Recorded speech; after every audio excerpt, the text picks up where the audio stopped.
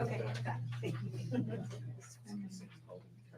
Okay, it's 6 o'clock. I'd like to call this meeting to order.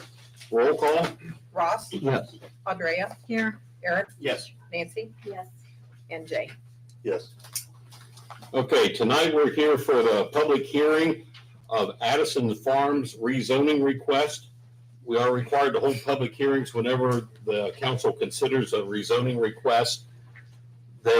What we'll do is call you up one at a time to the podium. You have 5 minutes to speak on the topic of the rezoning. There will be no questions taken or answered or anything by council tonight.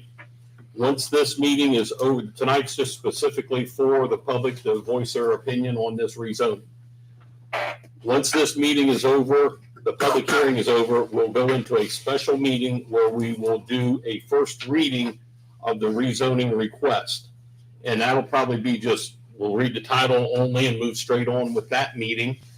And I'm guessing unless council wants to discuss anything about it this evening, there probably will be little to no discussion on that as well tonight.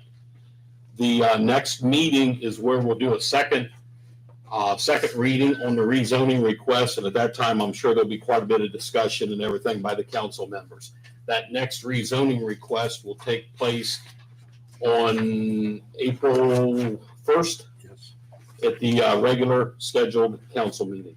So we'll get started tonight. We'll go, like I said, we'll go through the list. When you come up to the podium to speak, I ask you to give your name and your address. Up first tonight, we have Crystal Belkowski. Close.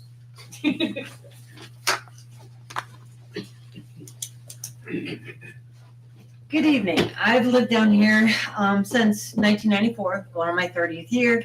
I love it. I plan to retire down here, which I did.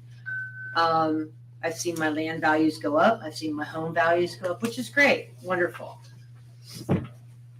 The peace and quiet that I have and what I wanted and why I moved down here is the reason why I'm here tonight. I'm zoned agriculture. Grandfathered in? Don't know. What about berms for privacy? What about noise, smell with me being zoned for agriculture? I have horses. I did have horses, but even though, would I still be grandfathered in? Water table. I have a well system. Sewage, water, who's going to pay for that when my water table goes down, when my sewer backs up because of the added weight of how many houses are going in there? God, we don't know. Good, looks like a good 500, 600, maybe more. The next thing I have a question about is I have a bridge on McCord Road. Load bearing weight on that bridge isn't going to handle all that truck traffic, so that needs to be thought about. And they're not going to go down through Southern Point. They has already said no commercial traffic in there. Am I going to be the commercial point taxes? I'm going to be on commercial point taxes. I am across the street from this, but still it's right next door to me. It's right across the street from me. Law enforcement, is your law enforcement going to be able to handle that amount of influx you're bringing in here? Road construction. Can you handle the infrastructure you're bringing into this community? Those are my concerns and questions, and I'll be with you guys all the way, one way or the other. What was your address? 9525 McCord Road. Thank you. You're welcome, sir. Thank you. Up next, we have trustee Ralph Wolf. Hi, I'm trustee Ralph Wolf, Scioto Township. I'm here as a private resident, 5565 Dietrich Avenue. I live in Southern Point. We currently have Arledge and Mahogany still blocked. I see on your map you want to do Strouser. Well, that's township right past Strouser on to Southern Point. Y'all haven't been very favorable with the township, with the fire department helping much at all. You're too worried about a park. $400,000 sits in an account. You don't even have land for a park. My concern also with this is McCord Road is a very small country road. How in the world are you going to put 488 some homes there when I was told originally there was a big green space right behind Dietrich Avenue, and now you're putting townhouses here? You've got to be kidding me. You've got to be kidding me. That's all I have. Thank you. Thank you. Ralph, oh, Your wallet. Exactly. Thank you. See what. Okay, up next, we have Scott O'Neill. Hello. I live at 9217 McCord Road, and I'm not here to tell anybody what they can or can't do with their land. What I'm here for is to ask that this council hold the developer to the fire so that they can widen some roads. McCord Road cannot handle, not necessarily the truck traffic that'll be temporary. McCord Road just can't handle the amount of cars that'll be coming in and out of there. There's 2 entrances according to these current plans that would come out on the McCord Road. I haven't even went through and counted the houses or counted. I can't tell if they're apartments or townhomes or what they are, but I don't know how many people would be there, but there's going to be a ton of cars. McCord Road is very narrow. It doesn't have a great berm. And all, and all the traffic coming out of there is going to be right on the McCord, which Hyder, I mean, ideally that road would get widened too, but half of that's the Franklin County and Jackson Township have some soda, so that's probably a no-go, but Durrett Road's probably borderline needing it, and McCord Road for sure, unless it just gets dumped out onto Durrett, which I know that doesn't make it great for people on Durrett, but it's one of the things that the road just can't take it. And this council has the power now to start working with the developer. If they don't want to widen McCord Road, let them go build somewhere else. You know, that's all. The council has all the power at this point. Now, of course, you can't wait till the 12 hours and then tell them what you want. Now is the time they have to be involved to get what you want out of them. Thank you. Thank you. Thank you. Okay, up next is Linda Remotab. Remotab? that's the way it's spelled. Thank you, Mr. Mayor and Village Council. Again, my name is Linda Ringotap. I live at 278 Mahogany Lane in Scioto Crossing. So I do share a lot of the concerns that we have already heard tonight, but I did write down some just because we weren't really sure exactly what the plans are yet for like what type of housing and things.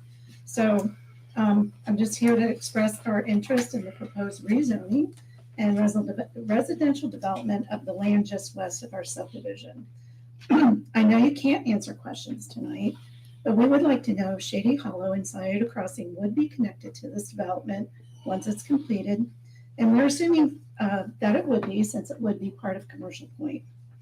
We love our neighborhood and truly blessed to live here. I want to stress that. We love living in this community.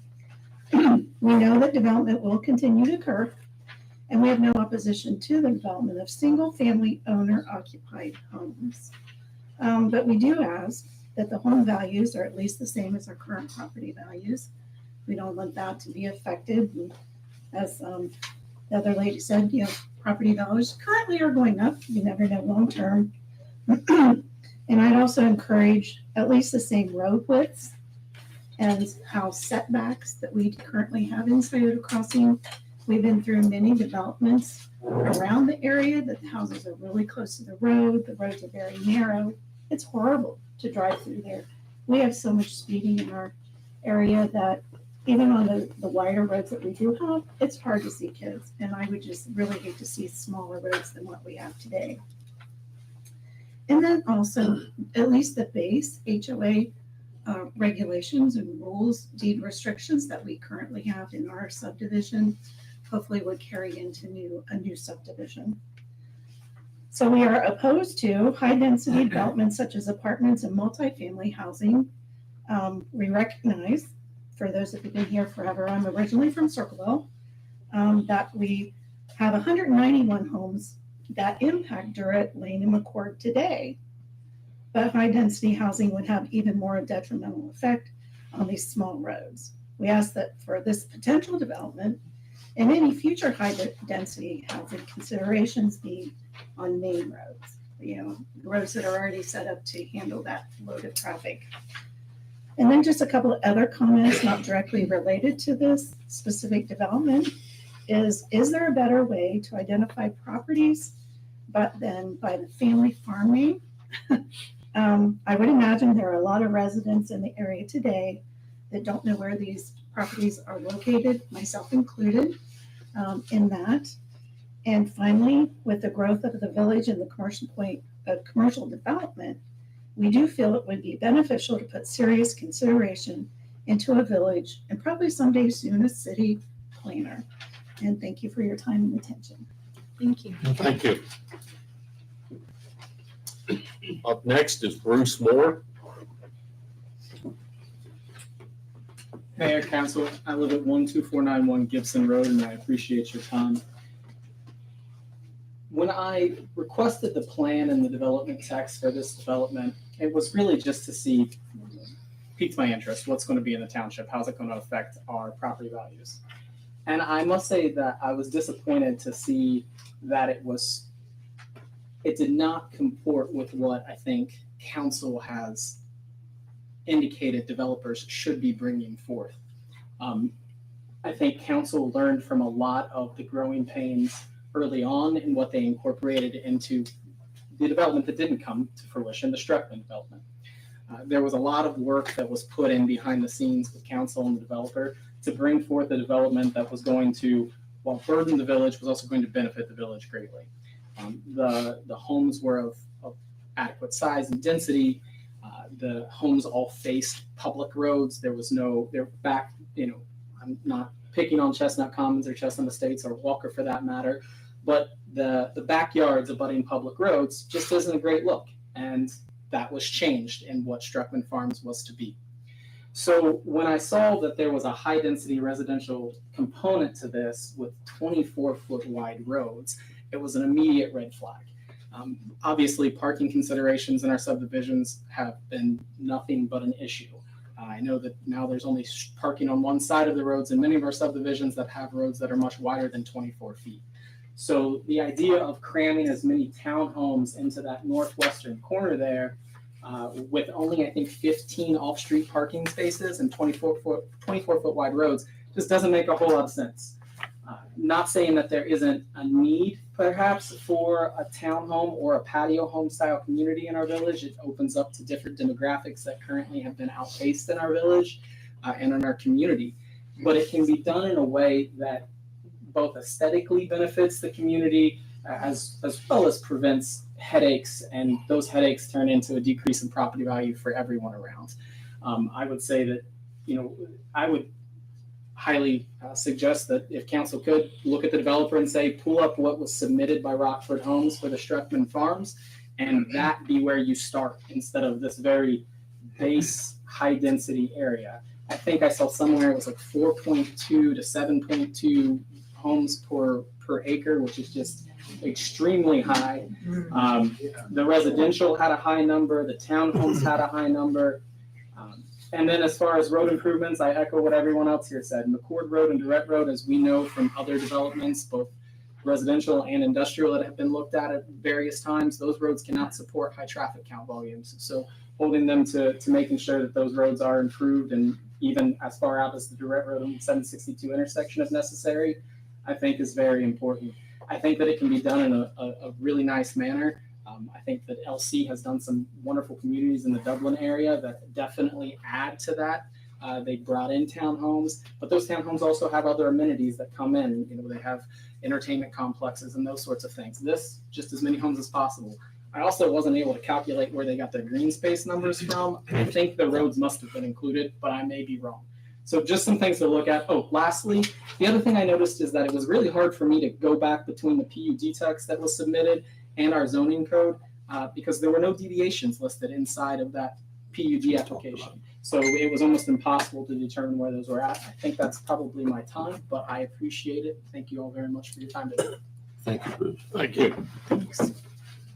Okay, up next is Tricia Anderson. Thank you. Hello, Mayor, City Council. I won't take up too much of your time because I think all of my neighbors here in Commercial Point kind of already spoke to my sentiments. But the last time I was here, I kind of told you guys the story of how my husband and I came to Commercial Point. So what's proposed is what we ran from in Columbus. We had a beautiful MI home, and next thing you know, we were surrounded by townhomes and apartments that just gobbled up our subdivision. And it just made our property value go the opposite way. So we chose Commercial Point. We did our research, we did our due diligence, and we want to keep our property. So I beg you, whatever is there, please ensure that our property values stay the same or go up.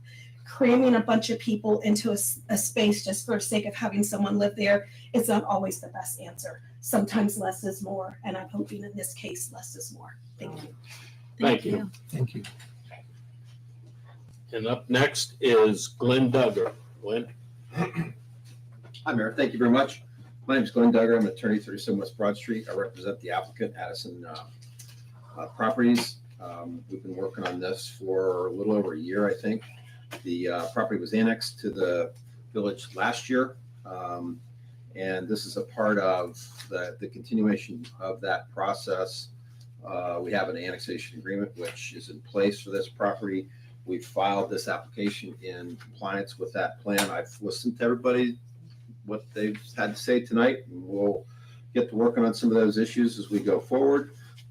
We have prepared and submitted a full development plan as well as a development text for the property. Those documents, I think, speak for themselves. I could individually go and answer many of the questions that were raised, but I'm not sure that this is the appropriate forum to do that. We will reach out to some of the people who've spoken tonight and be able to address some of the questions, which I think are easily resolvable, so that we don't have to take the public hearing process for that time. There are other issues about which everybody's shared some concern, which we will continue to work with both the community and the administration as well. So I don't think that this is a surprise. This has been coming down the pike for some period of time. And again, we will participate in the public process and work with the village to hopefully deliver a terrific project. So thank you very much. You know how to find me. If you have any specific questions, we'd be happy to get back with you through the administration. Thank you very much. Thank you. Okay, that's the last person we had signed up to speak this evening. That'll conclude the public comments for the rezoning request. Do I have a motion to adjourn? Motion. I have a motion by Nancy. Is there a second? Second. Second by Andrea. All in favor, say aye. Aye. Opposed? Motion passed. This meeting is adjourned. Our next meeting will be, as I stated earlier, a special meeting, which will start in a half hour at 6:45. We will just do the first reading of the legislation at that point in time, and then we'll adjourn that meeting. Following that, at 7 o'clock, the council will go into a committee of the whole meeting this evening. That's a work session where there's no voting taking place or anything. And the council does that over in the back room, over around the table. So this will conclude our public hearing for this evening. Thank you.